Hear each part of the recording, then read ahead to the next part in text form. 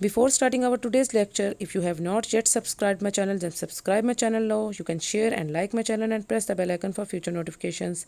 So let's start. Bismillahirrahmanirrahim. Assalamu alaikum dear students. Myself Dr. Saida Nuin, and today we are going to discuss another set of important MCQs in physics.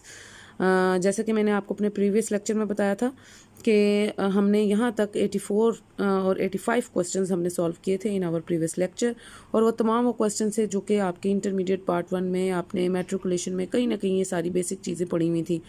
आज भी मेरी कोशिश होगी कि मैं आपको जितने इंपॉर्टेंट MCQs हैं जो आपके इंटरमीडिएट पार्ट 2 से रिलेटेड है, बहुत ही बेसिक क्वेश्चंस जो आपको ज़्यादातर PPSC के एग्जामिनेशन के अंदर वो आपसे पूछ सकते हैं।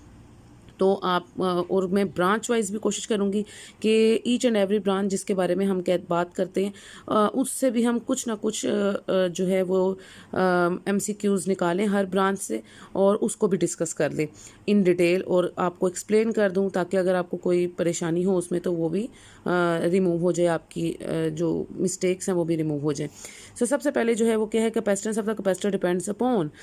कैपेसिटेंस ऑफ द कैपेसिटर जो है वो किस पर डिपेंड करती है। अब आपको medium between the plates, separation between the plates, और उसके बाद area of its plates, all of these. अब अगर आपको ये फार्मूला याद हो capacitance of the parallel plate capacitor का, तो C is equal to epsilon naught epsilon R A over D, where A is the area and D is the distance between the plates। और epsilon not तो relative permittivity of free space होता था ना, लेकिन epsilon R उसको कहते थे जो relative permittivity of any substance होती थी, जो भी मीडियम आप उसमें रखते थे between the plates of the capacitor।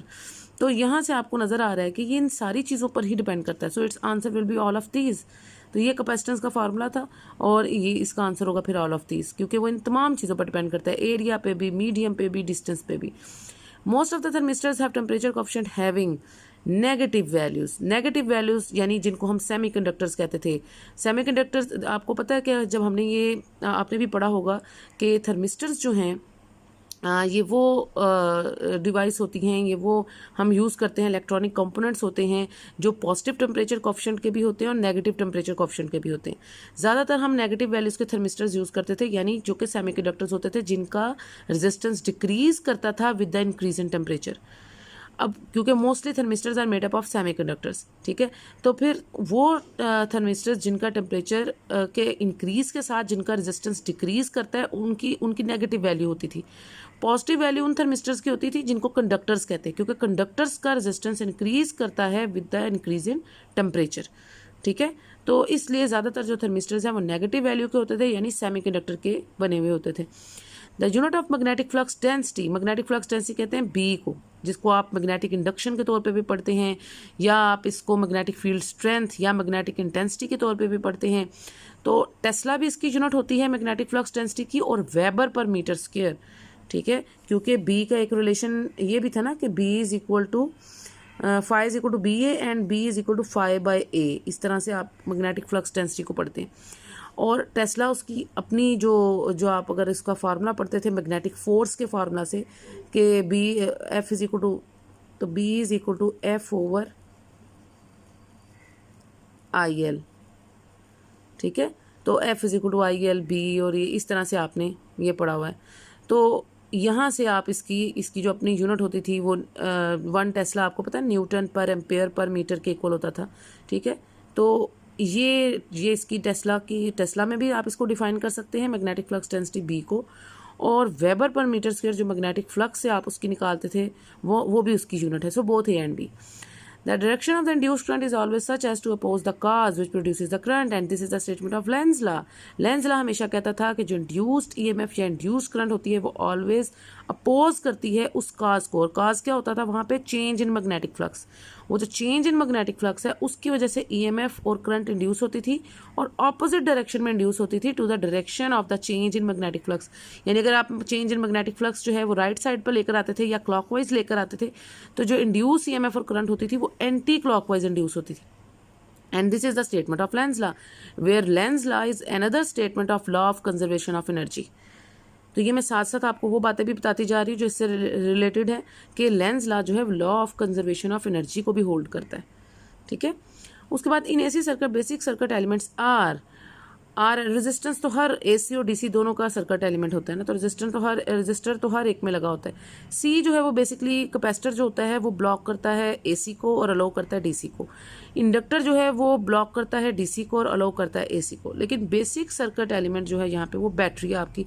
Battery इसलिए क्योंकि आप उससे एसी सप्लाई दे रहे हैं या डीसी सप्लाई दे रहे हैं, वो सारा आपकी बैटरी पे डिपेंड करता है। तो जो आपका सप्लायर है एसी सर्किट्स में, जो मेन सर्किट एलिमेंट है इन सब में, वो आपकी बैटरी इसलिए क्योंकि बैटरी ही ये डिसाइड करती है कि वो क्या आपको एसी सप्लाई वहाँ पे प्रोवाइड करेगी या डीसी। तो एसी सप्लाई के लिए बैटरी जो है वो आप एसी सोर्स उसको देंगे ना, तो ये होगा। उसके बाद the study of the physics involves chemical changes. तो नहीं हो सकता, ये मैंने आपको लास्ट टाइम भी तरीका बताया था कि अगर आपको एमसीक्यूज में कोई कन्फ्यूजन हो तो आप उनको किस तरह से सॉल्व करते हैं कि पहले जो नहीं हो सकता आप वो आइडेंटिफाई कर लेते हैं, फिर जो आपके पॉसिबल आंसर्स हैं उनमें से आप एक को करेक्ट कर लेते हैं। सो केमिकल चेंजेस तो केमिस्ट्री के अंदर होती हैं, ठीक है, फिजिक्स में केमिकल चेंजेस नहीं होती। फिर structure of the space and time, हाँ स्पेस और टाइम के लिहाज से किस तरह से एक चीज़ मूव करती है with in any space and time. उसके बाद interaction of the electromagnetic radiation with matter, matter के साथ उसकी इलेक्ट्रोमैग्नेटिक रेडिएशन की जो इंट्रैक्शन है वो किस तरह, ये दोनों चीज़ें इसमें इन्वॉल्व होती है। So this is both B and C. उसके बाद the amount of substance is measured in, amount of substance जो है वो अगर स्मॉल स्केल पे मेजर करना है तो मोल में आप उसको मेजर करते हैं, लार्ज स्केल पे मेजर करना हो तो किलोग्राम में मेजर करते हैं। So both A and B जो है ये अमाउंट ऑफ सब्सटेंस को आप मेजर कर सकते हैं, ए और बी दोनों ये इसकी यूनिट्स हैं, ठीक है, both A and B. A dimension stands for the dash nature, qualitative, किसी भी चीज़ की क्वालिटी को अगर आपने चेक करना है, क्वांटिटी को नहीं, ठीक है, तो क्वालिटेटिव नेचर, क्वालिटी को चेक करने के लिए डायमेंशंस आप लेते हैं डायमेंशन एनालिसिस के अंदर, ठीक है। Nature of the certain physical quantities, जिसमें आपकी लेंथ और मैस है, टाइम है, ये सारी आपकी, और ज़्यादातर डायमेंशंस हम 3 लफ्ज़ों में हम इसको लिखते हैं ना डायमेंशन एनालिसिस में, एम, कैपिटल एम, ठीक है, for mass, capital L for length and capital T use करते थे इसमें हम for time with in square brackets. ये भी ज़रूरी होती है डायमेंशन को राइट डाउन करने के लिए कि आप एम, एल और टी 3 लफ्ज़ों में डायमेंशन लिखते हैं और विद इन स्क्वायर ब्रैकेट्स। तो ये डायमेंशन एनालिसिस की जो है क्वालिटी को, किसी भी चीज़ की क्वालिटेटिव नेचर को चेक करने के लिए हम ये यूज़ करते थे। उसके बाद N, A is a vector and N is any number has some direction as that A vector and N is, जब एन, अच्छा अगर सेम डायरेक्शन में होंगे, यानी उन्होंने कहा ए एक वेक्टर है और अगर एन ए यानी आपने कोई नंबर स्केलर उस वेक्टर के साथ मल्टीप्लाई कर दिया, तो अगर उसकी सेम डायरेक्शन है जैसे वेक्टर ए की है तो फिर उसे पॉजिटिव नंबर होना चाहिए ना, क्योंकि अगर तो वो नेगेटिव नंबर होगा फिर तो वो उसकी डायरेक्शन को रिवर्स कर देगा, तो फिर इसका मतलब है वो एक पॉजिटिव नंबर है। अगर स्केलर एक पॉजिटिव नंबर होगा तो फिर जब वो वेक्टर के साथ मल्टीप्लाई होगा तो वो उसी डायरेक्शन में मूव करेगा जिसमें आपका वेक्टर मूव कर रहा था, सो वो पॉजिटिव नंबर होगा, ठीक है। तो इसमें ये आंसर आएगा positive. The some of 2 or more vector is equal to a single vector which is called resultant vector. 2 या 2 से ज़्यादा वेक्टर्स को अगर आप ऐड अप करते हैं और वो एक सिंगल वेक्टर बन जाता है according to head to tail rule. अगर आपको याद हो वेक्टर्स की एडिशन जो है वो किस तरीके से होती थी, according to head to tail rule, तो वो सिंगल वेक्टर को हम रिजल्टेंट वेक्टर कहते थे।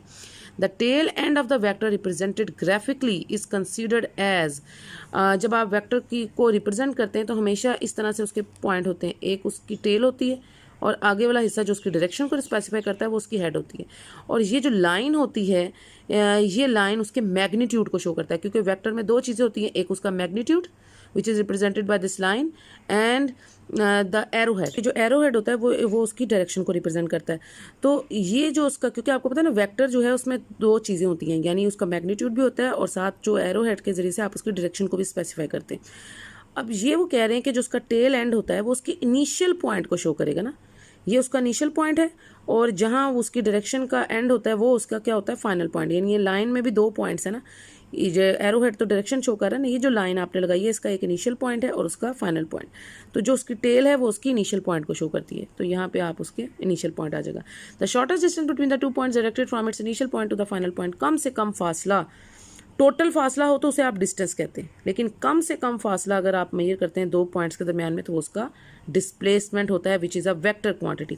Distance is a scalar quantity which is the total path covered by the body between the 2 points and it is a scalar quantity, whereas displacement which is the shortest distance between the 2 points and also it is a vector quantity, और ये जो है ये vector quantity होती है। तो ये दोनों फर्क हैं डिस्टेंस और डिस्प्लेसमेंट में।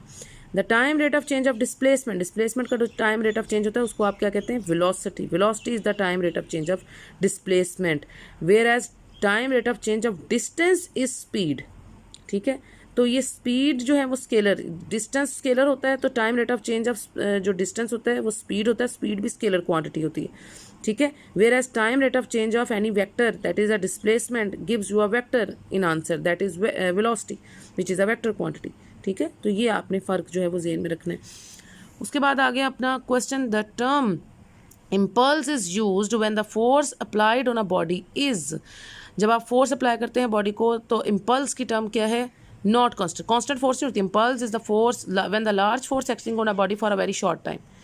ठीक है, ये होती है impulse. This is the definition of impulse. अब वो जो फोर्स है आपकी, वो कोई कांस्टेंट फोर्स नहीं है, वो वेरिएबल फोर्स है ना। कभी लार्ज, बहुत ज़्यादा लार्ज फोर्स होगी, कभी कम फोर्स होगी, कभी ज़्यादा फोर्स होगी। तो जब भी कोई फोर्स एक्ट करती है किसी टाइम टी के लिए तो उसको हम इम्पल्स कहते हैं, और वो कांस्टेंट नहीं होती, वो वेरी करती है। अच्छा जी, तो फिर ये आ जाएगा not constant. The horizontal range of projectile depends upon. Horizontal range, ये आपको पता है कि प्रोजेक्टाइल मोशन में ये 3 पॉइंट्स बहुत इंपॉर्टेंट है। Value of g, projectile motion जब भी आप कहीं लेते हैं तो वो 3 बातें उसमें, वैल्यू ऑफ जी भी उसमें बहुत इंपॉर्टेंट होती है, एंगल ऑफ प्रोजेक्शन थीटा जिसको कहते हैं वो भी प्रोजेक्टाइल मोशन के लिए बहुत इंपॉर्टेंट होता है। उसके बाद इनिशियल वेलोसिटी। सो इन तीनों फैक्टर्स पर आपकी रेंज जो है वो प्रोजेक्टाइल मोशन की डिपेंड करती है, वैल्यू ऑफ जी के ऊपर भी, एंगल ऑफ प्रोजेक्शन के ऊपर भी, और इनिशियल वेलोसिटी के ऊपर भी। ठीक है, और ना सिर्फ हॉरिजॉन्टल रेंज की हम बात करें, अगर हम हाइट की भी बात करते हैं तो हाइट भी इसके एंगल ऑफ प्रोजेक्शन पे, इन तीनों फैक्टर्स पे डिपेंड करती है। ठीक है, या अगर आप उसकी प्रोजेक्टाइल मोशन में जो आपने टाइम ऑफ फ्लाइट पढ़ा था, जो भी चीज़ आप उसमें कैलकुलेट करते हैं वो इन तीनों फैक्टर्स पे डिपेंड करती है, इनिशियल वेलोसिटी पे, एंगल ऑफ प्रोजेक्शन पे, और वैल्यू ऑफ जी के ऊपर। ठीक है, तो यहाँ तक कि हमने इंपॉर्टेंट सेट पढ़े। अब हम ब्रांच वाइज में कोशिश करती हूँ कि जो हमने जितनी ब्रांचेस फिजिक्स की लास्ट लेक्चर में मैंने आपको बताया था, इन्फॉर्मेटिव लेक्चर में, कि कौन कौन सी ब्रांचेस हैं फिज़िक्स की टोटल। जब हमने इससे पहले मैंने आपको एक लेक्चर दिया था, लास्ट लेक्चर से भी पहले, पीपीएससी से रिलेटेड, कि कौन कौन सी ब्रांचेस हैं जिनसे आपको मोस्टली क्वेश्चंस आ सकते हैं। तो वो हम अब आज मैं कोशिश करती हूँ एक एक ब्रांच से आपको अलग अलग एक सेट ऑफ क्वेश्चंस एक्सप्लेन कर दूँ, ताकि आपको आइडिया हो जाए कि किस तरह से क्वेश्चंस आते हैं from each and every branch. So अब हम ईच एंड एवरी ब्रांच को स्टडी करते हैं। Now the first branch we are going to discuss is waves and oscillation. ठीक है, मैं कोशिश करती हूँ फ्रॉम ईच ब्रांच आपको 5 क्वेश्चन अटैम्प्ट करा दूँ, ताकि आपको जस्ट एक आइडिया हो जाए कि किस तरह से क्वेश्चंस आते हैं और कौन कौन सी ब्रांचेस जो हैं जहाँ से क्वेश्चंस आ सकते हैं। सो वेव्स एंड ऑसिलेशन जो है, जो आपने एक ब्रांच है फिजिक्स की, उससे इस तरह के सेट ऑफ क्वेश्चंस आपको आ सकते हैं। The waves which propagate through the oscillations of the material particles are known as, यानी वो वेव्स जो किसी न किसी मटेरियल पार्टिकल से या मीडियम से ट्रैवल करती हैं, उनको हम क्या कहते हैं? Mechanical waves. Yes, the waves which propagate out in the space due to the oscillations of electric and magnetic fields are called. वो वेव्स जो इलेक्ट्रिक और मैग्नेटिक फील्ड्स की वजह से ऑसिलेट करती हैं उनको हम इलेक्ट्रोमैग्नेटिक वेव्स कहते हैं, या फिर वो ये भी कह सकते हैं कि ये वो वेव्स होती हैं विदाउट एनी मीडियम जो ट्रैवल करती हैं। ठीक है, मैकेनिकल वेव्स वो होती हैं जो विद मीडियम, जो किसी मीडियम से ट्रैवल करती हैं, जबकि जो आपकी इलेक्ट्रोमैग्नेटिक वेव्स होती हैं ये वो वेव्स होती हैं जो बगैर किसी मीडियम के भी ट्रैवल करती हैं फ्रॉम, जैसे कि आपकी लाइट तो दोनों तरह से बिहेव करती है ना, मैकेनिकल वेव भी है और इलेक्ट्रोमैग्नेटिक वेव भी है, क्योंकि वो विद मीडियम भी ट्रैवल करती है। जैसे ज़मीन पे वो हर जगह हम लाइट आपने देखी है मीडियम के अंदर से भी ट्रैवल करती है, और वो इलेक्ट्रोमैग्नेटिक वेव भी है क्योंकि वो स्पेस से आप तक पहुंचती है, तो वो एक इलेक्ट्रोमैग्नेटिक। तो बेसिकली वो मैकेनिकल वेव्स वो हैं जो with medium travel, through any medium travel कर सकती हैं, जबकि इलेक्ट्रोमैग्नेटिक वेव्स जो हैं वो विदाउट एनी मीडियम भी ट्रैवल कर सकती हैं। ठीक है, अगर मीडियम ना भी हो तो जो वेव्स उस वक्त ट्रैवल करती हैं जो बगैर किसी मीडियम के ट्रैवल करती हैं वो इलेक्ट्रोमैग्नेटिक वेव्स हैं। उसके बाद which of the following is or are examples of mechanical waves? That is the waves generated in rope, water, coil of the spring, all of this. ठीक है, तो ऑल ऑफ दिस इसके option है, क्योंकि mechanical waves जैसे कि हमने ऊपर अभी बताया मैंने कि मैकेनिकल वेव्स वो होती हैं जो with through any medium travel कर सकती हैं। तो मीडियम रोप भी हो सकता है, वाटर भी हो सकता है, कॉइल ऑफ स्प्रिंग भी हो सकता है, कुछ भी इनमें से आप मीडियम के तौर पे ले सकते हैं, तो फिर ये ऑल ऑफ देम आ जाएगा। So when a wave travels from one place to another, it transfers, basically wave चाहे वो इलेक्ट्रोमैग्नेटिक हो या मैकेनिकल वेव हो, जब भी वेव एक पॉइंट से दूसरे पॉइंट तक ट्रैवल करती है तो वो क्या ट्रांसफ़र करती है? Matter, energy. मैटर तो नहीं हो सकता ना, वो अपना आप तो नहीं दे सकती। एनर्जी ट्रैवल करती है, या उसकी मोमेंटम, या बोथ बी एंड सी, क्योंकि जहाँ एनर्जी अगर ट्रांसफ़र करती है तो इसका मतलब है एनर्जी के साथ साथ वो अपना मोमेंटम भी ट्रांसफ़र करती है। ठीक है, एनर्जी एंड मोमेंटम जो है they are directly related with each other. अगर आप किसी जगह पर एनर्जी की बात करते हैं कि इसकी एनर्जी कम है या इसकी एनर्जी ज़्यादा, तो उसकी मोमेंटम भी उसी लिहाज से, एनर्जी के लिहाज से कम या ज़्यादा होगी। सो अगर वो, हमने शुरू से ये पढ़ा है कि वेव जब वन प्लेस से अनदर प्लेस पे ट्रैवल करती है तो वो बेसिकली खुद ट्रैवल नहीं करती, वो अपनी एनर्जी आगे से आगे ट्रांसफ़र करती है। तो एनर्जी का मतलब है कि वो अपनी मोमेंटम भी ट्रांसफ़र करिए। So this is both B and C. Which of the following is not the mechanical wave, इनमें से कौन सी मैकेनिकल वेव नहीं है? साउंड वेव, लाइट वेव, अभी मैंने आपको बताया कि लाइट वेव इलेक्ट्रोमैग्नेटिक भी है और मैकेनिकल वेव भी है, और साउंड वेव भी ऑलरेडी आपकी मैकेनिकल वेव है। उसके अलावा कौन सी है? Waves produce in a spring, spring भी एक मीडियम है तो ये भी मैकेनिकल वेव होगी। नन ऑफ देम, तो यहाँ जो ऑप्शन आप यूज़ करेंगे वो होगा नन ऑफ देम। ठीक है, तो ये मैंने आपको 5 क्वेश्चंस, इसके अलावा ये आप देख सकते हैं कि longitudinal waves are also called compressional waves, क्योंकि उसमें कंप्रेशन रिफ्लेक्शंस बनते हैं। Distance covered by the wave during one period is called its, एक टाइम पीरियड के दौरान जो डिस्टेंस कवर्ड होता है वो उसकी वेव लेंथ होती है। फिर distance covered by the wave in 1 second, जो वो उसका जो डिस्टेंस कवर होता है वो उसकी वेव स्पीड होती है। ठीक है, तो ये इस तरह से है। उसके बाद a travelling wave has a shape of, travelling wave की किस तरह से क्या शेप होती है? साइन वेव की तरह की। और in the same medium velocity of the wave जो है किसी भी एक, अगर मीडियम सेम रहता है तो उसकी वेलोसिटी भी क्या रहती है? कांस्टेंट रहती है। स्क्वायर रूट ऑफ 0.4 जो है वो ग्रेटर देन 0.4 होता है। यानी ये वो सारे अब क्वेश्चंस हैं जो इसी ब्रांच ऑफ जो आपकी वेव्स एंड ऑसिलेशंस हैं उससे रेलेवेंट क्वेश्चंस हैं ये सारे। ठीक है, जो और बहुत ही बेसिक हैं, जिसमें आपको कोई भी परेशानी जो है वो नहीं होगी इंशाल्लाह। अब हम आ जाते हैं अपनी सेकंड ब्रांच की तरफ। Now the name of our second branch is thermodynamics and statistical mechanics.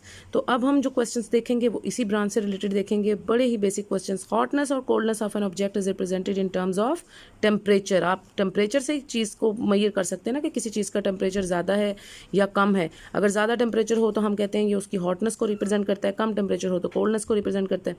उसके बाद absolute zero is considered as the temperature at which, ये सारे points, all liquids become gases, water freezes, none of the, यानी ये इनमें नहीं है। All of the gases become liquids. Absolute zero जो है वो टेम्परेचर होता है जिस पे तमाम गैसेज जो है वो लिक्विड्स में कन्वर्ट हो जाती हैं, ये वो टेम्परेचर होता है। So absolute zero is considered as that, वो टेम्परेचर होता है जिस पे तमाम गैसेज जो हैं वो लिक्विफाई होकर लिक्विड्स में कन्वर्ट हो जाती हैं।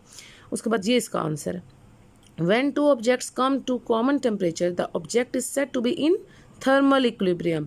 थर्मल इक्विलिब्रियम उस पॉइंट को कहते हैं, ये वो इक्विलिब्रियम होता है जब दो चीज़ें हैं और दोनों का सेम टेम्परेचर पे आ जाती हैं, तो फिर उसे थर्मल इक्विलिब्रियम में कहते हैं। A gas which is strictly obeys the gas laws under all the conditions of temperature that is known as ideal gas. ये जो रियल गैसेस होती हैं, आपने अभी ऊपर देखा कि आइडियल गैसेस तो वो होती हैं ना जो कि तमाम कंडीशंस ऑफ टेम्परेचर और प्रेशर पे लॉज को ओबे करती हैं, जबकि एक्चुअली में रियल गैसेस जो हैं वो स्ट्रिक्टली ओबे करती हैं गैस लॉज को लो प्रेशर्स एंड हाई टेम्परेचर्स के ऊपर। ठीक है, तो ये दोनों में फ़र्क है, आइडियल गैस में और रियल गैसेस में। At constant temperature if the volume of the given mass of a gas is doubled then the density of the gas becomes, अगर आप कॉन्स्टेंट टेम्परेचर यानी टेम्परेचर को कॉन्स्टेंट रखें और volume of the given mass of the gas को double कर दें, तो वॉल्यूम किससे रिलेटेड होता है? Then the density of the gas become, तो डेंसिटी पे क्या असर पड़ेगा? तो डेंसिटी जो है वो हाफ हो जाती है, क्योंकि आपने डेंसिटी का जो रिलेशन पढ़ा हुआ है कि डेंसिटी डी से भी शो कर सकते हैं, रो से भी शो करते हैं ना, कि density is equal to mass per unit volume. तो अगर आप उसका टेम्परेचर कांस्टेंट रखेंगे तो उस वक्त अगर आप उसके वॉल्यूम जो है उसको डबल करेंगे तो density, as the density is inversely related to the volume, so जब वॉल्यूम को डबल करेंगे तो डेंसिटी शुड बी हाफ, तो वो हाफ के इक्वल हो जाएगी। ठीक है, उसके बाद the only significant motion possessed by monoatomic gas molecules is, जो सिर्फ सिग्निफिकेंट मोशन यानी एक डायरेक्शन में मोशन हो सकती है ना, और वो कौन सी है? Translatory motion. ट्रांसलेटरी मोशन या ट्रांसलेटरी मोशन जो है वो क्या होती है?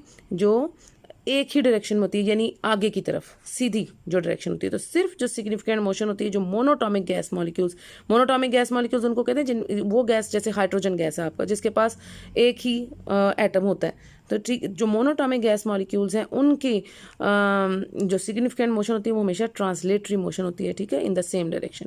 ठीक है, तो ये कुछ इंपॉर्टेंट क्वेश्चन थे जो आपकी थर्मोडायनामिक्स एंड स्टैटिकल मैकेनिक्स से रिलेटेड थे। इसके अलावा इससे रेलिवेंट भी बहुत सारे क्वेश्चंस हैं इस तरह से, जैसे आप देख सकते हैं कि in theory of dimension analysis heat में बी प्रॉपरली रिप्रेजेंटेड बाय, याद रखें heat is a form of energy, तो एनर्जी की जो यूनिट और डायमेंशन होती है और वही वर्क की होती है। सो वर्क डन और एनर्जी किसी किस्म की भी हो उनकी सेम डायमेंशन होती है, तो आप वर्क जो है फोर्स इनटू डिस्प्लेसमेंट करके या वर्क डन की जो यूनिट होती है जूल से आप उसको आगे कैलकुलेट करके किलोग्राम मीटर पर सेकंड स्क्वायर फोर्स को न्यूटन को खोलेंगे आप और साथ डिस्प्लेसमेंट का मीटर, तो ये वाली डायमेंशन आ जाती है mL²T-2।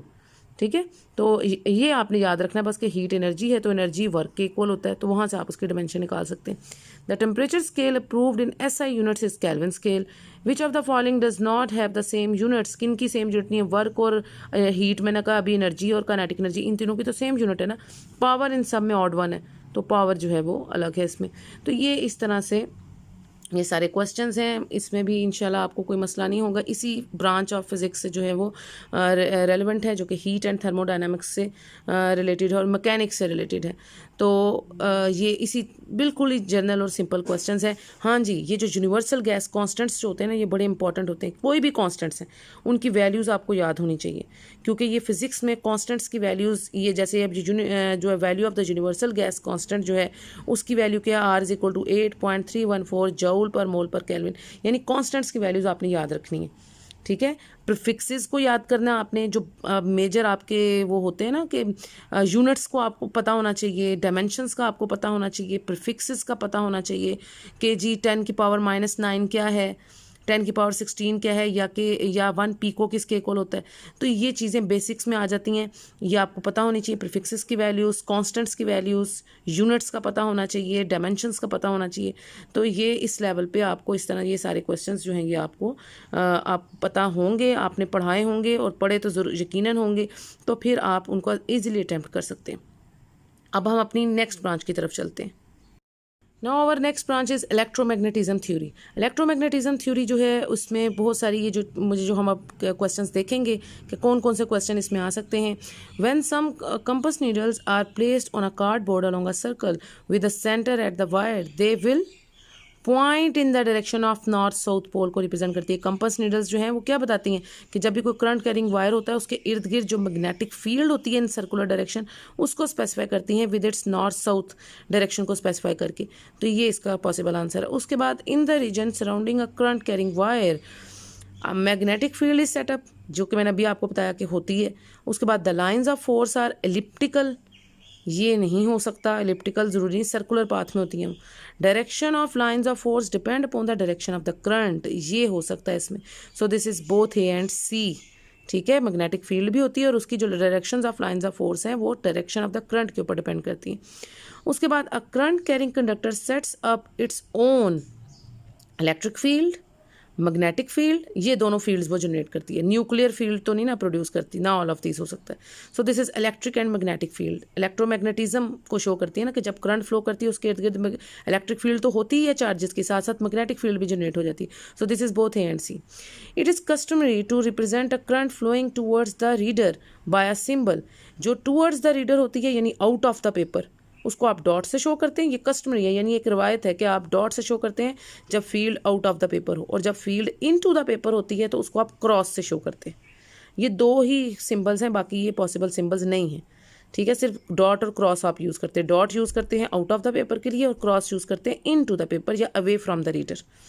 उसके बाद the direction of the force on the current carrying conductor placed in a magnetic field, उस फोर्स की क्या डायरेक्शन होगी जो कि करंट कैरिंग कंडक्टर की मैग्नेटिक फील्ड में होगी, is that of L cross B। आपको पता है दोनों का क्रॉस प्रोडक्ट, जो मैंने अभी आपको फार्मूला बताया था F = वो जो BIL वाला, तो वो क्रॉस लेकर आया था ना। ये मैग्नेटिक फोर्स होती है आपकी करंट कैरिंग कंडक्टर के ऊपर, कि F = I × L cross B। ठीक है, इसको जब आप खोलते हैं तो ये इन दोनों का क्रॉस प्रोडक्ट होता है, लेंथ ऑफ द कंडक्टर का और उसकी मैग्नेटिक फील्ड का। ठीक है, तो ये L क्रॉस B करके आपके पास आएगा, तो ये है L क्रॉस B। ठीक है, डॉट से नहीं आता, ना ही मैग्नेटिक फील्ड से आता है, ना ही लेंथ से आता है, ओनली लेंथ से भी नहीं आ सकता, ओनली मैग्नेटिक फील्ड से भी नहीं आ सकता, ना ही उनका डॉट लेके आता है, वो हमेशा उनका क्रॉस लेके आता है। तो ये इसका पॉसिबल आंसर। उसके बाद the pointer of a magnetic compass का जो पॉइंटर होता है is affected only by the permanent magnets, और ये सारे इसके, ये इसका aligns itself parallel to the applied magnetic field. आप वही जब भी हमने सबसे पहले जो क्वेश्चन पढ़ा कि वो जो कंपस नीडल का वो नॉर्थ साउथ डायरेक्शन में अपने आप को अकॉर्डिंग टू द करंट जो है वो सेटअप करता है, फिर उससे पता चलता है कि जिस डायरेक्शन में भी करंट फ्लो कर रही हो उसके इर्द गिर्द मैग्नेटिक फील्ड इन सर्कल किस तरह से जनरेट होती है, वो कंपस नीडल बताती है। फिर उस मैग्नेटिक फील्ड इज द कौन सी क्वांटिटी है, वेक्टर क्वांटिटी है, ये आपको नजर आ रहा है यहाँ से, ठीक है। मैग्नेटिक फील्ड किसको कह रहे हैं, बी को मैग्नेटिक फील्ड भी कहते हैं, मैग्नेटिक फील्ड स्ट्रेंथ भी कहते हैं, मैग्नेटिक इंडक्शन भी कहते हैं, मैग्नेटिक फ्लक्स डेंसिटी भी कहते हैं, तो वो बी की ही बात करते हैं यहाँ पे, ठीक है। तो उसके बाद the direction of the magnetic lines of, लेकिन अगर अब मैग्नेटिक फ्लक्स की बात करें तो वो स्केलर क्वांटिटी होती है, क्योंकि वो फाई होता है ना, और phi is the dot product of B and A, vector area और मैग्नेटिक फील्ड का डॉट प्रोडक्ट के इक्वल होता है, तो फिर वो स्केलर होती है आपकी, ठीक है। मैग्नेटिक फील्ड इटसेल्फ तो वेक्टर क्वांटिटी है, लेकिन जो फ्लक्स होता है वो स्केलर क्वांटिटी होता है। उसके बाद direction of the magnetic lines of force around a current carrying wire is given by right hand rule से आता है, और ये सारे बेसिक उसके उसी तरह से कॉपर रॉड जो है वो किस तरह से वो रन करती है, तो magnetic field associated with the current will be both inside and outside the rod. तो ये सारे वही बेसिक क्वेश्चंस हैं जैसे मैंने आपको पहले बताया कि उसी ब्रांच से आपकी इलेक्ट्रोमैग्नेटिज्म से जो है वो रेलेवेंट है। तो अगर आपने, मैंने सबसे पहले भी ये बात की थी कि अगर आपने अच्छे तरीके से पढ़ा होगा अपना इंटरमीडिएट पार्ट 1 और वो जब पढ़ाया होगा इंटरमीडिएट पार्ट 1 और पढ़ा तो आपने इंशाल्लाह अच्छे तरीके से ही होगा, लेकिन अगर आपने पढ़ाया भी अच्छे तरीके से होगा तो ये सारे पॉइंट्स आपको ऑलरेडी आते होंगे और आपके लिए पेपर को अटैम्प्ट करना मुश्किल नहीं होगा इंशाल्लाह, ठीक है। अब हम अपनी नेक्स्ट ब्रांच की तरफ चलते हैं। Now the next main branch of physics is electronics. Electronics से relevant जो questions हैं वो अब हम देखते हैं। The crystal of germanium or silicon in its pure form at absolute zero acts as an insulator, क्योंकि क्रिस्टल जो जर्मीनियम और सिलिकॉन है वो तो ऑलरेडी सेमीकंडक्टर्स होते हैं, और अगर आप उसको जीरो टेम्परेचर पे ले लेंगे तो आपको पता है ना कि जो सेमीकंडक्टर्स हैं उनकी जो रेजिस्टेंस है वो डिक्रीज़ करती है with the increase in temperature और इंक्रीज़ करती है with the decrease in temperature, ठीक है। तो फिर जब उनकी रेजिस्टेंस इंक्रीज कर जाएगी एब्सोल्यूट जीरो, इतनी ज़्यादा इंक्रीज मैक्सिमम हो जाएगी रेजिस्टेंस एब्सोल्यूट जीरो टेम्परेचर के ऊपर, इन्वर्स रिलेशन है ना, तो फिर जब वो उनकी रेजिस्टेंस मैक्सिमम हो जाएगी तो उनमें से तो कोई करंट फ्लो नहीं कर सकती, फिर वो एक इंसुलेटर के तौर पर बिहेव करेंगे, ठीक है। तो due to the inverse relation for the semiconductors between resistance and its temperature, तो रेजिस्टेंस का इन्वर्स रिलेशन होता है सेमीकंडक्टर्स में टेम्परेचर के साथ, जिसकी वजह से ये इंसुलेटर के तौर पे बिहेव करेंगे एब्सोल्यूट जीरो टेम्परेचर के ऊपर। उसके बाद होल इन अ पी टाइप में भी ड्यू टू, होल जो है वो पॉजिटिव टाइप सेमीकंडक्टर को शो करता है ना, उसके अंदर जो होल्स होते हैं वो किसकी वजह से होते हैं, ट्राइवेलेंट इम्प्योरिटी की वजह से या फिर breaking of some covalent bonds की वजह से, ये दोनों ऑप्शंस पॉसिबल हैं इसके अंदर, ठीक है। पी टाइप के अंदर या तो ट्राइवेलेंट इम्प्योरिटी जो आपने third group of the periodic table से जो इम्प्योरिटी ऐड करते हैं, जैसे एल्यूमिनियम है आपकी, बोरॉन है वगैरह वगैरह, ये ट्राइवेलेंट इम्प्योरिटीज़ होती है ना, तो वो उनकी वजह से भी आपके होल्स जनरेट हो सकते हैं उसके अंदर, यानी खाली जगह। होल इज़ बेसिकली जो है वो एम्प्टी स्पेसेस होती हैं ऑफ एन इलेक्ट्रॉन जब किसी जगह से चले जाते हैं तो वहाँ जो पीछे खाली जगह रह जाती है वो उसकी होल होते हैं जिन पे पॉजिटिव चार्ज आ जाता है, ठीक है, क्योंकि नेगेटिव चला जाता है। सो ट्राइवेलेंट इम्प्योरिटी की वजह से भी हो सकता है पी टाइप के अंदर, और साथ breaking of some covalent bonds जो उसमें ब्रेकिंग डाउन होते हैं, क्योंकि जब इलेक्ट्रॉन जाते हैं तो कोवलेंट बॉन्ड्स ब्रेक डाउन होते हैं ना, तो बोथ है और भी हो सकता है। उसके बाद depletion region is the region around the PN junction, and depletion region वो रीजन होता है जो आपकी पीएन जंक्शन में around the PN junction and P8 chargeless, ठीक है। और अच्छा इसमें आ जाते थे contains protons as a charge. Depletion region में क्या प्रोटॉन्स होते हैं? नहीं, डिप्लीशन रीजन वो रीजन होता है जिसमें कोई चार्ज नहीं होता, ठीक है, यानी कोई भी चार्ज उसमें एग्जिस्ट नहीं करता, ना प्रोटॉन्स एग्जिस्ट कर सकते हैं, ना उसमें इलेक्ट्रॉन्स एग्जिस्ट कर सकते हैं, ना उसमें होल्स है। अब ये यहाँ पे अब मुझे अगर इस आंसर का नहीं पता, मैंने कभी ये B8 और इस तरह से नहीं पढ़ा हुआ, तो मैंने ये तो पढ़ा हुआ है ना कि उसमें प्रोटॉन्स भी नहीं हो सकते, उसमें इलेक्ट्रॉन्स भी नहीं हो सकते, ना ही होल्स हो सकते हैं, यानी क्योंकि डिप्लीशन रीजन का मतलब है वो रीजन जिसमें कुछ नहीं है, ना पॉजिटिव चार्ज है ना नेगेटिव चार्ज है, तो वो कुछ कंटेन नहीं कर सकता।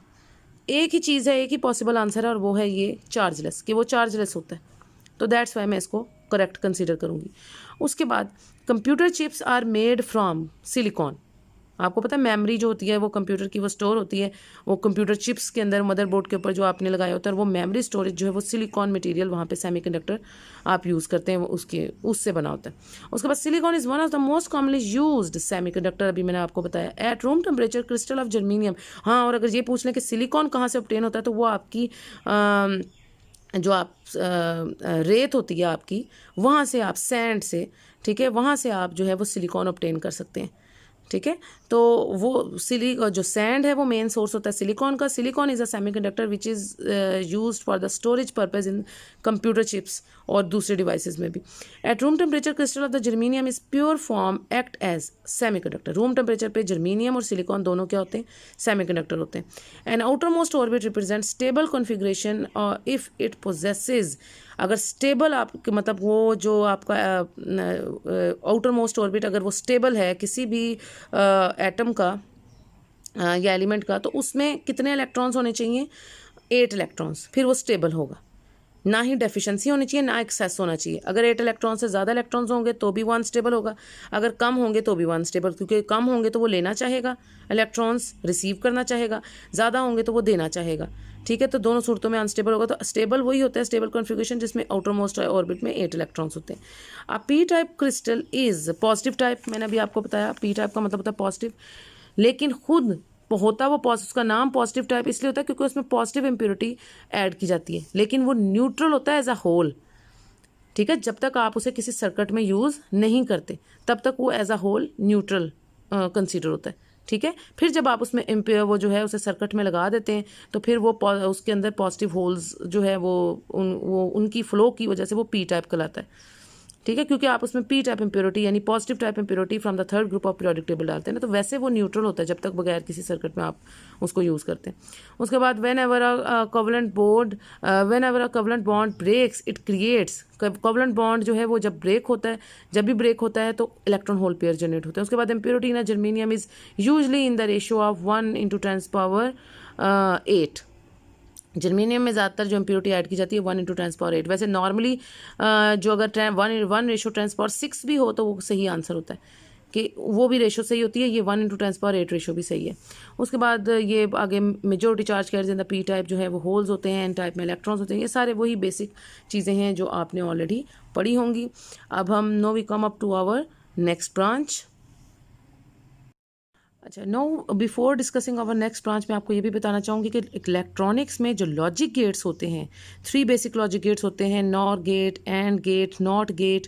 उसके अलावा बाकी जो यूनिवर्सल गेट्स होते हैं, NAND, NOR, exclusive OR exclusive NOR, वो लॉजिक गेट्स को की भी बेसिक स्टडी आपको इंटरमीडिएट पार्ट 2 से जो है वो मिल जाएगी, या आप उसको आगे जो है हायर लेवल पे BS लेवल पे भी आपने लॉजिक गेट्स पढ़े होंगे, वो भी बहुत इंपॉर्टेंट है। लेकिन हमें चूँकि सिर्फ बेसिक उसकी जो है वो मालूमात चाहिए, बेसिक स्टडी करनी है, तो आप इंटरमीडिएट पार्ट 2 की बुक से लॉजिक गेट्स को ज़रूर देखें कि जो है वो आपका जैसे मैं आपको अभी थोड़ा सा उसके बारे में बता देती हूँ लॉजिक गेट्स के बारे में, कि जो आपका नॉट गेट है वो इन्वर्टर करता है ना, यानी अगर 1 है तो उसको 0 कर देता है, 0 है तो 1 कर देता है, उसके 1 इनपुट 1 आउटपुट होता है। जबकि आपका जो एंड गेट होता है वो मल्टीप्लिकेशन करता है, ठीक है ना, और जो आपका और गेट होता है वो एडिशन करता है। तो बेसिकली यानी अगर और गेट है तो उसमें 2 इनपुट्स हैं 1 एंड 0, सो 1 + 0 इज़ 1, तो वो आपका or gate is for addition, and gate is for multiplication, and not gate जो बेसिक आपका 3 लॉजिक गेट्स है ना वो इन्वर्टर है। तो ये आपने इसके बारे में पढ़ना है लाजमी। उसके आगे वो एक्सक्लूसिव और हैं या एक्सक्लूसिव नॉर हैं, वो इन्हीं से मिलके बने हुए ना, या आपके बाकी जितने भी यूनिवर्सल गेट्स हैं, नैंड है, नॉर है, तो एंड का इन्वर्स करते हैं यानी नॉट गेट लगाते हैं तो वो नैंड बन जाता है, और का इन्वर्स करते हैं यानी उसके आगे इन्वर्टर लगाते हैं, आप नॉट गेट लगाते हैं तो वो नॉर बन जाता है। तो लॉजिक गेट्स की स्टडी करना भी ज़रूरी है, वो इम्पॉर्टेंट है। अब हम अपनी नेक्स्ट ब्रांच पे आ जाते हैं, mathematical methods of physics. Mathematical methods of physics में the study of the physics involves structure of space and time. ये भी हमने शुरू में भी पढ़ा, अगर आपको याद हो, ये क्वेश्चन दोबारा उस पहले भी आया है। अब हम इसको मैथमेटिकल मेथड्स ऑफ फिजिक्स में देख रहे हैं।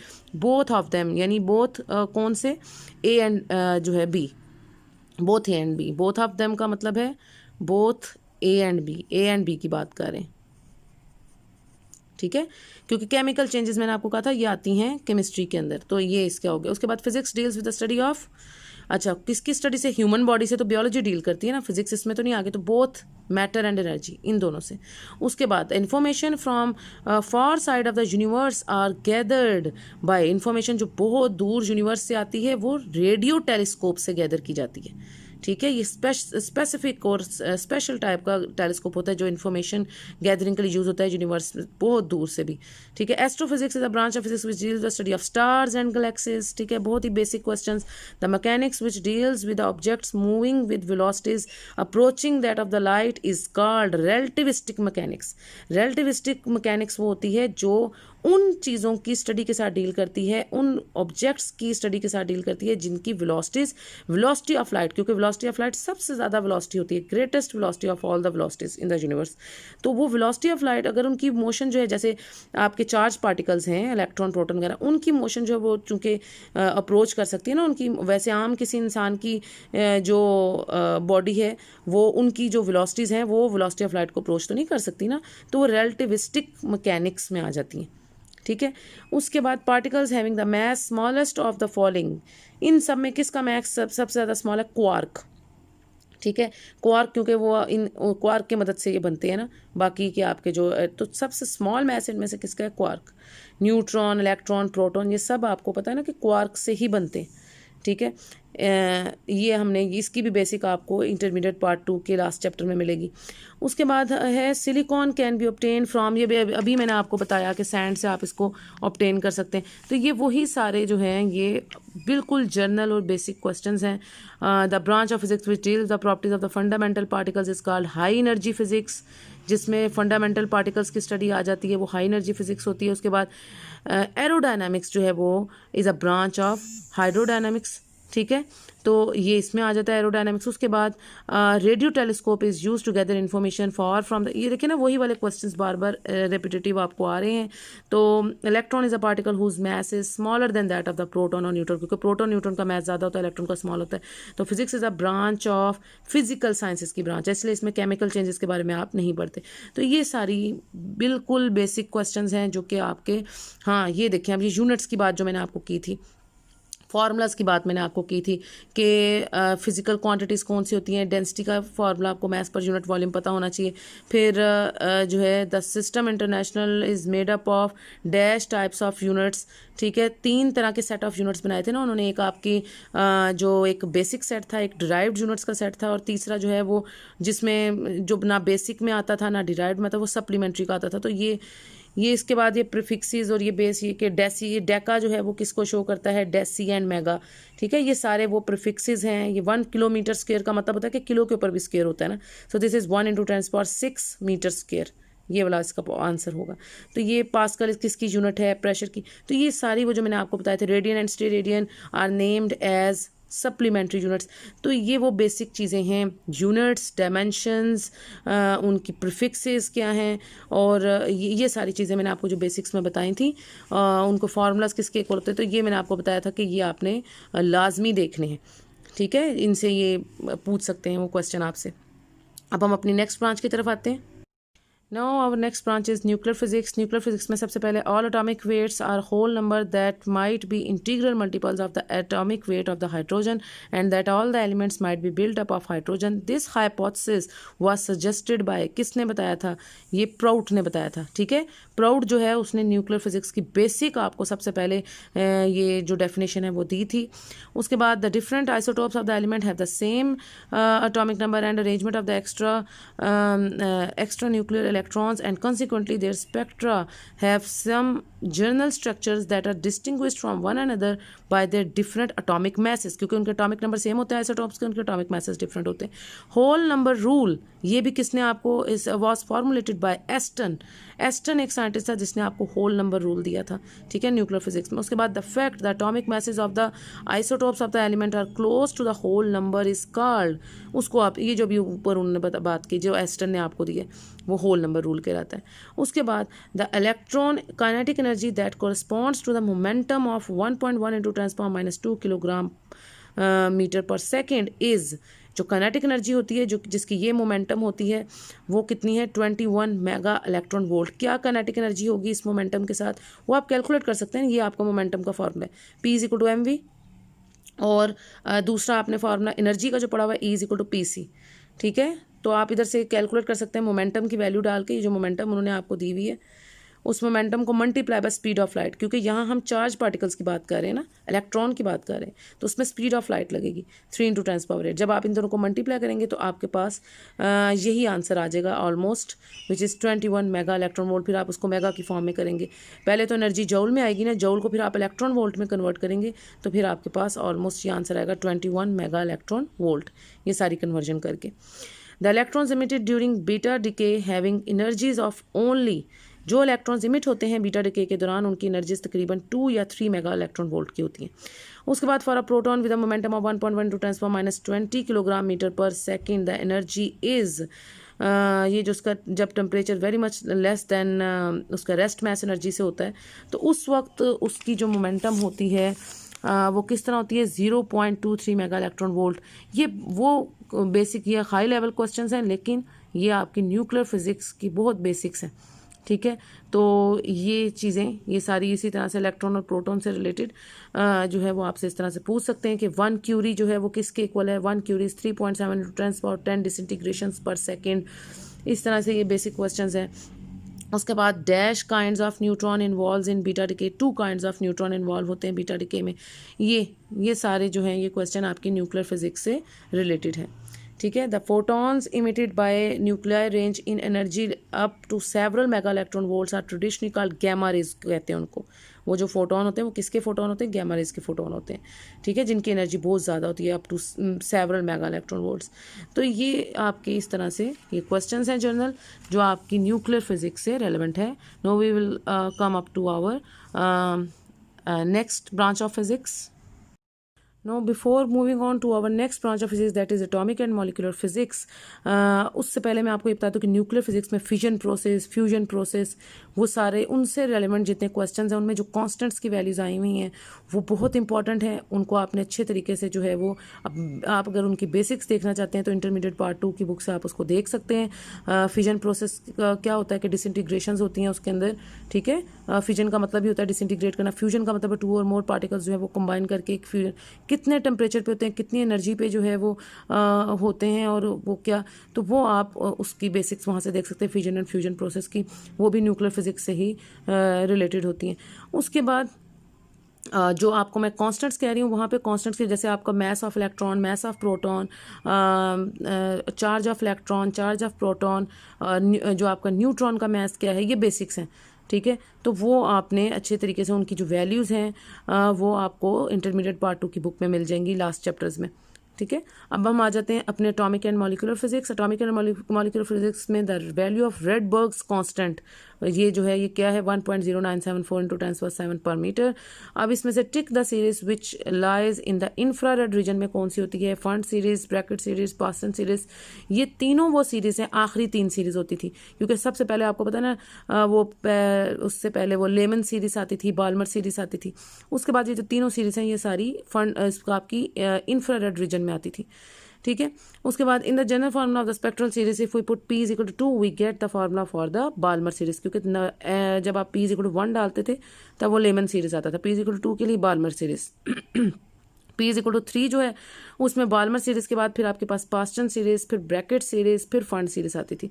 तो P इज इक्वल टू 3 के लिए पहले पास्टन सीरीज आती थी, P इज इक्वल टू 4 के लिए फिर ब्रैकेट सीरीज आती थी, P इज इक्वल टू 5 के लिए फिर फंड सीरीज आती थी, ठीक है। An electron of the hydrogen atom is in the second orbit is called excited state होता है। जब वो सेकंड ऑर्बिट, फर्स्ट स्टेट उसकी ग्राउंड स्टेट होती है ना, सेकंड स्टेट में हो तो वो एक्साइटेड स्टेट।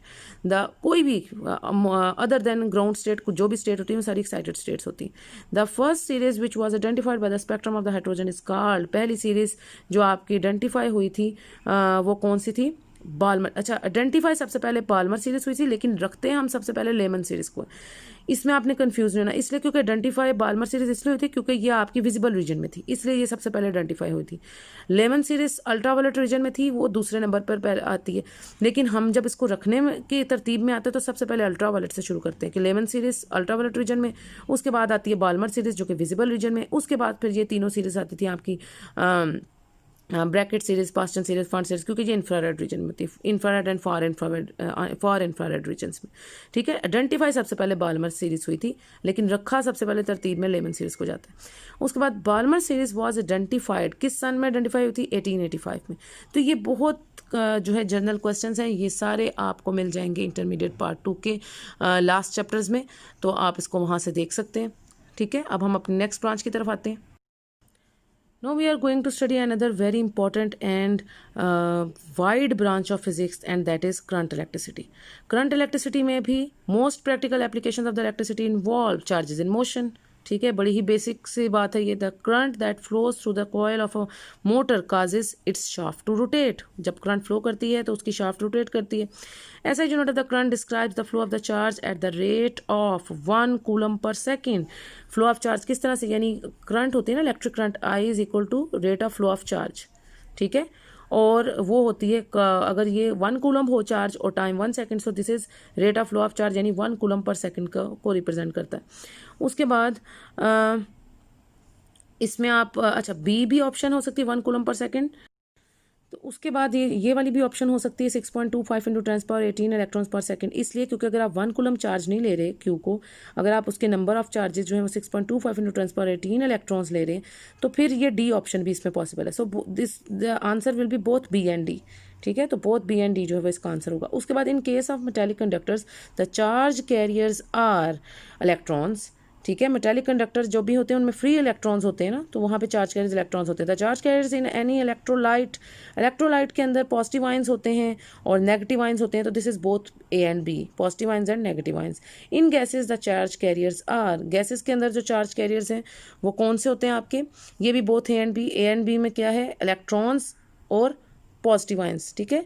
गैसेस के अंदर जो है वो इलेक्ट्रॉन्स मौजूद होते हैं, तो इलेक्ट्रॉन्स होते हैं चार्ज कैरियर्स और पॉजिटिव आयंस होते हैं, तो इसका आंसर भी जो है वो बोथ ए एंड बी होगा। इस तरह से ये बहुत ही जनरल क्वेश्चंस हैं जो आपकी करंट इलेक्ट्रिसिटी से इंटरमीडिएट पार्ट 2 के जो फर्स्ट जो चैप्टर है इलेक्ट्रोस्टैटिक्स का, उसके बाद आप करंट इलेक्ट्रिसिटी का, उसमें आप ये सारी बेसिक चीज़ें जो है वो आपने देखी होंगी। वो ड्रिफ्ट वेलोसिटी की क्या वैल्यू होती है, ट्रांसफॉर -3 मीटर पर सेकेंड, और ये magnitude of the drift velocity, इस तरह से उसके अंदर कलर कोड्स क्या हैं, कलर कोड्स की वैल्यूज़ क्या होती हैं, वो भी आपको वहाँ से उसका टेबल मिल जाएगा कलर कोड का, ठीक है, किसी रजिस्टर की रजिस्टेंस को कैलकुलेट करने के लिए। तो ये बहुत ही बेसिक क्वेश्चंस हैं, इनको भी आप इंटरमीडिएट पार्ट 2 की जो है सेकेंड चैप्टर के अंदर ये सारी चीज़ें आपको मिल जाती हैं। अब हम अपनी नेक्स्ट ब्रांच की तरफ जाएंगे। Now we are going to study one of the most important branches of physics, and that is modern physics, जिस पे हमारी आजकल जितनी भी इन्वेंशंस हैं, जितनी भी हम अप्लायंसेस यूज़ करें, वो मॉडर्न फिजिक्स पर बेस कर रही हैं, ठीक है। और उसमें सबसे पहले relative motion and theory of relativity, जो बड़ी इंपॉर्टेंट थ्योरी है जिसमें आइंस्टाइन ने बड़ा काम किया। मॉडर्न फिजिक्स में जितना भी काम है वो आइंस्टाइन ने उस पर बड़ा काम किया है, और जो आपकी प्रीवियस जितनी भी मैकेनिक्स के अंदर स्टडी है वो उसमें न्यूटन का बहुत ज़्यादा अहम रोल है। तो मॉडर्न फिजिक्स जो है वो ज़्यादातर आइंस्टाइन से हम रिलेटेड करते हैं उसको। तो सबसे पहले क्या है, the concept of directions is purely relative. Relative का मतलब है कि if the body is moving then it will be in motion with respect to another body which is at rest. ये आपने सारी पढ़ी थी ना रेस्ट मोशन की। तो रेलिवेंट मोशन और रेस्ट होती हैं, यानी एक चीज़ मूव कर रही है तो दूसरे के लिहाज से जो रेस्ट पे है, और जो रेस्ट पे है वो दूसरी चीज़ के लिहाज से जो मूव कर रही है, तो ये रेलिवेंट होती है, रिलेटिव होती हैं आपस में। All motions are relative to a person, relative to the instrument observing it, both A and B. A body at rest remains at rest unless an unbalanced force produces an acceleration in it. ये आपका Newton law है, ठीक है। उसके बाद strictly speaking the earth is, earth क्या है अगर आप स्ट्रिक्टली स्पीकिंग बात करें, बोथ हैंड भी and accelerated frame of reference में भी है। एक्सेलरेटेड फ्रेम को ही आप non inertial frame of reference भी कहते हैं। तो अगर आप स्ट्रिक्टली स्पीकिंग बात करें तो अर्थ जो है वो एक्सेलरेटेड में या non inertial frame of reference में आप कंसिडर करते हैं। So this is both hand B. Accelerated frame ही आपका नॉन इनर्शियल फ्रेम में आता है, इनर्शियल फ्रेम जो है वो नॉन एक्सेलरेटेड होता है, ठीक है। The special theory of relativity treats the problems involving, special theory of relativity कौन सी प्रॉब्लम को ट्रीट करता है? इनर्शियल फ्रेम ऑफ रेफरेंस को भी करता है, और नॉन, क्योंकि मैंने भी आपको कहा कि इनर्शियल फ्रेम ऑफ रेफरेंस को ही नॉन एक्सेलरेटेड कहते हैं ना, तो this is both A and C. Non inertial frame of reference के साथ special theory of relativity deal नहीं करती। स्पेशल थ्योरी डील करती है इनर्शियल फ्रेम ऑफ रेफरेंस के साथ जो नॉन एक्सेलरेटेड होती है। यानी नॉन एक्सेलरेटेड का मतलब है कि उसकी एक्सेलेरेशन जो है वो जीरो के इक्वल है। एक्सेलेरेशन अगर जीरो है तो इसका मतलब है वो बॉडीज जो यूनिफॉर्म वेलोसिटी के साथ मूव करें। सो इनर्शियल फ्रेम ऑफ रेफरेंस में चूंकि वो नॉन एक्सेलरेटेड फ्रेम है, इसका मतलब है उसमें कोई एक्सेलरेशन नहीं है। एक्सेलरेशन जीरो है तो इसका मतलब है बॉडी यूनिफॉर्म वेलोसिटी से मूव करी, तो उनके साथ डील करती है, जो कि स्पेशल थ्योरी ऑफ रिलेटिविटी को डिफाइन करी। उसके बाद जनरल थ्योरी ऑफ रिलेटिविटी, आपको पता आइंस्टाइन ने एक स्पेशल थ्योरी दी थी, एक जनरल थ्योरी ऑफ रिलेटिविटी जो है treats the problems involving the frame of reference which is accelerating. ये जो आपका एक्सेलरेटिंग फ्रेम है या एक्सेलरेटिंग फ्रेम को आप नॉन इनर्शियल फ्रेम भी कहते हैं ना, तो नॉन इनर्शियल या एक्सेलरेटिंग फ्रेम ऑफ रेफरेंस आपका जनरल थ्योरी ऑफ रिलेटिविटी में आता है। आपने देखा special theory of relativity deal करती है इनर्शियल फ्रेम के साथ और नॉन एक्सेलरेटेड, इनर्शियल कोई नॉन एक्सेलरेटेड आप कहते हैं ना, वो स्पेशल थ्योरी उसके साथ डील करती है। जबकि जनरल थ्योरी ऑफ रिलेटिविटी जो है आपकी वो किसके साथ डील कर रही है, यानी accelerating with respect to one another, उन बॉडीज के साथ जो एक्सेलरेट कर रही हैं, यानी एक्सेलरेटिंग बॉडीज वो होती हैं जो non inertial frame of reference के साथ डील करती है general theory of relativity. Inertial frame में स्पेशल थ्योरी, नॉन इनर्शियल जो है वो जनरल थ्योरी में आती है। उसके बाद ये special theory of the relativity is based on two postulates होते हैं उसके, ये आपको पता है कि वो लॉज ऑफ फिजिक्स सेम रहते हैं और जो वैल्यू ऑफ द टाइम है, वो जो कांस्टेंट टाइम है वो भी सेम रहता है all over the wherever we go on the surface of the earth, हम कहीं भी चले जाए तो वो सेम रहते हैं। ये दो उसके पोस्टुलेट्स है। There is no way to detect the absolute uniform motion and time जो है वो ये इसकी के रिलेटिव होती है, depends upon the motion of the frame of reference होती है, इज एन एब्सोल्यूट क्वांटिटी। ये तीनों बातें इसमें ऑल ऑफ द अबव जो है ये इस टाइम के लिए आ जाता है। एब्सोल्यूट भी होता है टाइम, रिलेटिव भी होता है और डिपेंड करता है फ्रेम ऑफ रेफरेंस पे।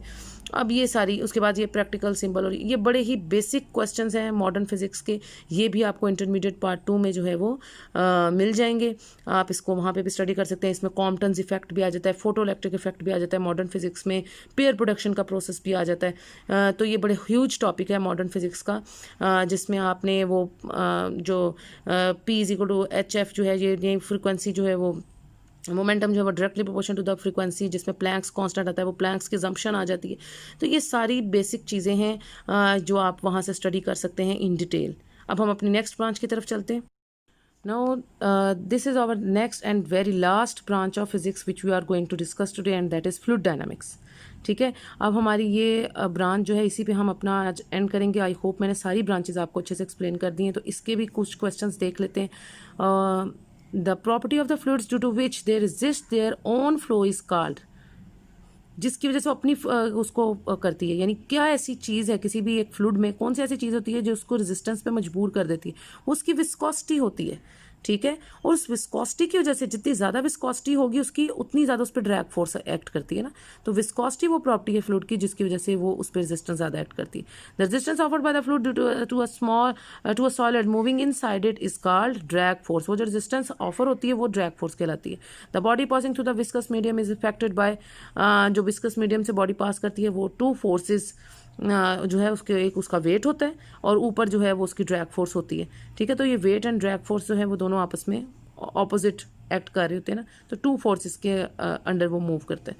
उसके बाद machine parts are jammed due to increase in viscosity of lubricant. जब उसके अंदर वो जो लुब्रिकेंट होता है वो बहुत ज़्यादा विस्कस हो जाता है तो उसके पार्ट्स जैम हो जाते हैं। अब ये किसकी यूनिट है, newton second per metre square is the unit of coefficient of viscosity. आपको कोफिशिएंट ऑफ विस्कोसिटी का फार्मूला वो जो स्टोक्स लॉ है, अगर आपको वो आता हो कि F is equal to 6 pi eta R V, तो यहाँ से आप eta is equal to F over 6 pi R V इस तरह से कैलकुलेट कर सकते हैं, और जहाँ से आप इसकी यूनिट निकाल सकते हैं ना। 6 पाई तो कांस्टेंट है, तो F जो है वो न्यूटन और R इज द रेडियस। ठीक है, वो जो भी आप उसके अंदर वो बॉल भेजते हैं उसका रेडियस, या कोई वाटर ड्रॉप है, लिक्विड ड्रॉप है, उसका रेडियस R होता है। सो दिस इज न्यूटन पर मीटर रेडियस का, ये ऊपर जाके पर मीटर हो जाएगा, और वेलोसिटी होती है मीटर पर सेकंड। ठीक है, या स्पीड जो होती है वो मीटर पर सेकंड है, तो वो ऊपर जाके पर मीटर, मीटर का पर मीटर हो जाएगा, और पर सेकंड जो है वो सेकंड बन जाएगा। So this is newton metre -2 into second. ठीक है, ये इस तरह से आप इसको कैलकुलेट कर सकते हैं। उसके बाद a body moving through a viscous medium eventually comes to the rest because of, किसकी वजह से कम रेस्ट पे आ जाता है, फोर्स ऑफ फ्रिक्शन। उसके अंदर वो जो फ्रिक्शनल फोर्स होती है, ड्रैग फोर्स, उसकी वजह से रेस्ट पे आ जाता है। Glycerine has a viscosity more than the viscosity of water, क्योंकि वाटर की कांस्टेंट जो डेंसिटी होती है और विस्कोसिटी बिल्कुल, वाटर तो आइडियल फ्लूइड है ना, तो उसकी विस्कोसिटी ना होने के बराबर है। ग्लिसरीन की बहुत ज़्यादा विस्कस होता है as compare to the velocity. Unit of viscosity, ये अभी मैंने आपको बताया कि आप किस तरह से निकाल सकते हैं। यहाँ पे ये जो मैंने formula newton metre minus 2 into second, अगर ये न्यूटन सेकेंड इंटू, या इस तरह भी लिख सकते हैं newton second into metre minus 2। अब इसको न्यूटन को अगर आप ओपन कर लें, न्यूटन आपको पता है ना फोर्स की यूनिट है, तो 1 newton is equal to kilogram metre per second square इस फार्मूला में, और साथ ये मीटर माइनस 2 पहले का था और इंटू सेकेंड। तो इसको आप मजीद आप ओपन करके kilogram -2 + 1, this is metre -1 second -1, तो इस तरह से भी आप लिख सकते हैं ना, जैसे कि ये लिखा हुआ है, और फिर आप उसको इस फॉर्म में भी लिख सकते हैं। So this is all of this, आपकी ये फॉर्म भी बन गई, ये फॉर्म भी बन गई, और अगर आप इसे जऊल की फॉर्म में लिखना चाहते हैं, जऊल सेकेंड इंटू मीटर -3, तो वैसे भी लिख सकते हैं, क्योंकि जऊल आपका होता है ना कि न्यूटन मीटर। तो यहाँ से ये जो आपकी टर्म थी ना न्यूटन मीटर -2 इंटू सेकेंड, यही वाली टर्म, इसको अगर आप मीटर से मल्टीप्लाई भी कर दें और डिवाइड भी कर दें इस टर्म को, so this is newton metre बन जाएगा आपका जऊल, मीटर से मल्टीप्लाई भी कर दिया, अब आप इसको मीटर से डिवाइड भी करें, so this is second metre -2 over metre. तो ये मीटर से मल्टीप्लाई किया, साथ डिवाइड किया, अब आप ये देख लें ये बन जाता है न्यूटन मीटर तो बन गया joule, so this is joule, and second और माइनस ये ऊपर जाके -1 हो गया, -3। तो ये जो थर्ड यूनिट है ये भी इसी की यूनिट है। सो ये तीनों फॉर्म्स इसकी यूनिट ऑफ विस्कोसिटी को शो करें। So this is all of this.